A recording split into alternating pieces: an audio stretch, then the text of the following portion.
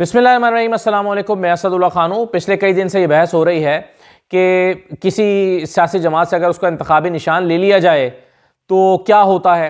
यानी अगर एक सियासी जमात से उसका इंतखाबी निशान ही ले लिया जाए और बगैर निशान के उतरेगी तो वो तो एक तरह से पार्टी ही तहलील करने वाली बात है, क्योंकि वो पार्टी ही नहीं होगी, उस पार्टी का वजूद ही नहीं होगा, क्योंकि उसका कोई निशान ही नहीं होगा, क्योंकि वो बतौर पार्टी फिर इलेक्शन में नहीं उतर रही होगी। तो बल्ले का निशान तहरीक इंसाफ के पास होगा नहीं होगा, ये बहस तो चल ही रही है। लेकिन कल एतजाज अहसन साहब ने बहुत ही इंपॉर्टेंट बात की और नई बात की। मसलन एतजाज अहसन साहब ने कहा कि बल्ले का निशान ये पार्टी का निशान नहीं है, ये उम्मीदवार का निशान भी नहीं है। एतजाज अहसन ने कहा कि ये निशान जो है ये वोटर का निशान है। और ये मैं समझता हूं कि बिल्कुल नए अंदाज में उन्होंने बात की और उन्होंने कहा कि वोटर की सहूलत के लिए है। एक अनपढ़ वोटर जो नाम नहीं पढ़ सकता, ये निशान तो उसके लिए बनाए गए हैं।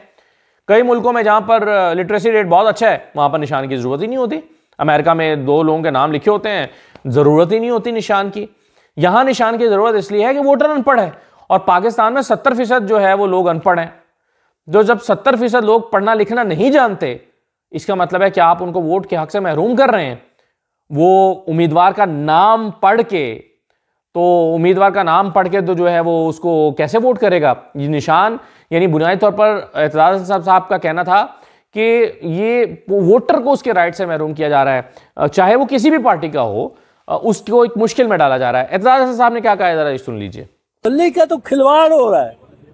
बल्ला अगर सिर्फ एक सियासी जमात का निशान है तो ले लो, बल्ला अगर सिर्फ कैंडिडेट्स का निशान है तो ले लो, बल्ला लेकिन कैंडिडेट का नहीं निशान, पीटीआई का निशान नहीं। बल्ला निशान है हर उस अनपढ़ वोटर का जो 20 नामों में से अपने कैंडिडेट का नाम बीच में नहीं निकाल सकता और उस पर मोहर लगा सकता। और हमारे यहाँ 70% नाखानगी है। अब वो सारे वोटर्स को, करोड़ों वोटर्स को एक जुम्बिश एक कदम के साथ ये इलेक्शन कमीशन या चीफ इलेक्शन कमिश्नर उनके वोट का हक से महरूम कर सकता है। वोट एक बुनियादी हक है। और बीबी शहीद के केस में 1988 में उन्होंने लिखा ये जो निशान है इसको भी उसके साथ बुनियादी हक बनाया कि ये पार्टी का बुनियादी हक है। क्योंकि देखें, ये अमेरिका में, बरतानिया में, यूरोप में ये कोई निशान नहीं होते, कैंडिडेट के नाम लिखे होते हैं बैलेट पेपर पे कैंडिडेट के सबके नाम होते हैं। वो हर कोई पढ़ा लिखा है, वो जेम्स जॉनसन पढ़ता है, अपने कैंडिडेट का नाम उस पर स्टैंप कर देता है। पर ये जो बांग्लादेश है, भारत है, पाकिस्तान है, यहाँ निशानात लगा।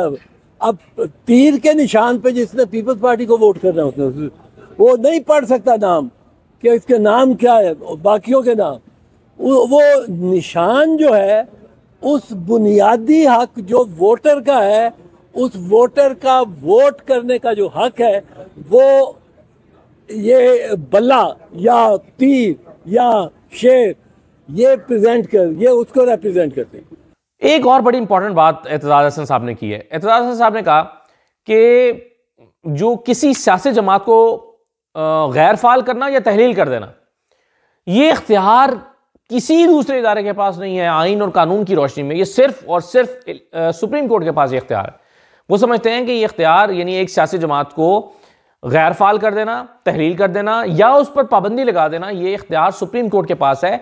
और एतजाज अहसन साहब ने इस सिलसिले में आइन और कानून के हवाले दिए।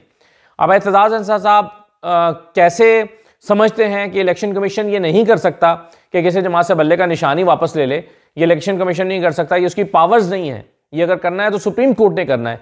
वो कैसे ये समझते हैं, ये जरा देख लीजिए। अब सियासी जमात को डी रजिस्टर करने का या गैर फाल करने का इख्तियार सिर्फ और सिर्फ सुप्रीम कोर्ट ऑफ पाकिस्तान के पास है अंडर आर्टिकल 70। और वो भी पूरी कार्रवाई उससे करनी होती, पूरी वहाँ वो शहादतें पेश करेंगे, गवाह पेश होंगे, जिरा होगी। और ये नैब को जब एएनपी की जो पहले पेश रॉ पार्टी थी, नैब को जब बैन किया गया 1976-74 में, तो उस वक्त पूरी 8 महीने उनकी कार्रवाई होती रही, ट्रायल होता रहा। फिर वोटर का मेरा नाम कोई चाहता है कि निकाल दे वोट से, अब उसके लिए कानून है, उसके लिए पूरी इंक्वायरी, पूरा ट्रायल होता है। मेरा नाम नहीं निकाल सकते, एक बंदे का एक वोटर का नाम लिस्ट से आपने फहरिस्त से निकालना है, आपको उसको नोटिस देना पड़ेगा, आपको उसको जवाब उससे तलबी होगी। फिर जो इल्ज़ाम लगा रहा है कि ये नाम गलत है, ये वोटर तो मर चुका है, इसका नाम चल रहा है, उसको शहादतें पेश करनी पड़ेगी। उधर से मैं शहादतें पेश कर रहा हूँगा, जिरा होगी, और फिर नाम एक कटेगा, और ये करोड़हा नाम, ये हो ही नहीं सकता। एक बहस कल और भी होती रही है, और वो बहस ये थी कि अगर इलेक्शन कमीशन ने सुप्रीम कोर्ट के ऑर्डर्स को नहीं माना और तौहीन इलेक्शन कमीशन ने सुप्रीम कोर्ट के ऑर्डर की तौहीन की है, तो ऐसे में आपने आईजी साहिबान को क्यों तलब करवाया है, या आप सेक्रेटरीज को क्यों चाहते हैं कि तलब किया जाए और उनसे पूछा जाए। ये काजी फैसल साहब का बुनियादी नुक्ता रहा कल की पूरी जो कार्रवाई थी, उसमें बार बार वो ये सवाल करते रहे कि भाई आईजी का इससे क्या ताल्लुक है, आप क्या चाहते हैं, आईजी को हम क्यों बुलाएं, क्या करें आईजी को। तो इस नुक्ते की शायद सुप्रीम कोर्ट के अंदर तो लतीफ़ खोसा साहब बहुत ज़्यादा वजाहत नहीं कर सके, लेकिन बाहर आकर उन्होंने जो गुफ्तगू की उसमें ये कानूनी नुक्ता बहुत अच्छे तरीके से वाज़ेह किया। मसलन उसमें उन्होंने ये नुक्ता उठाया और उन्होंने कहा कि आईजी साहिबान और चीफ सेक्रेटरी साहिबान और तमाम मुतल्लिका इदारे जो इलेक्शन में किसी ना किसी तरह शरीक होते हैं, वो सारे इदारे इलेक्शन कमीशन के मातहती में आ जाते हैं। जब शेड्यूल जारी हो जाता है तो इलेक्शन कमीशन का इन सारे इदारों पर इख्तियार हो जाता है। ये सारे इदारे इलेक्शन कमीशन के मातहत इदारे बन जाते हैं। IG Punjab, chief secretary Punjab, IG Sindh, Balochistan, Khyber Pakhtunkhwa, ये सारे इदारे तो फिर इलेक्शन कमीशन की मातहती में आ जाएंगे, इसलिए उनका उनसे गहरा ताल्लुक बनता है। ऐसा नहीं हो सकता कि इलेक्शन कमीशन कहे खड़े होकर कि जनाब मैं तो इसका जिम्मेदार नहीं हूं, क्योंकि मैंने तो ऑर्डर जारी कर दिया था, अब आईजी ने नहीं माना तो आईजी जाने और आईजी का काम जाने। ऐसा नहीं है। इलेक्शन कमीशन आईजी का रिस्पॉन्सिबल है, आईजी से अमल दरामद कराने का जिम्मेदार है, और अगर आईजी नहीं करेगा तो उसको तब्दील कर सकता है। इलेक्शन कमीशन के पास ये इख्तियारात मौजूद हैं।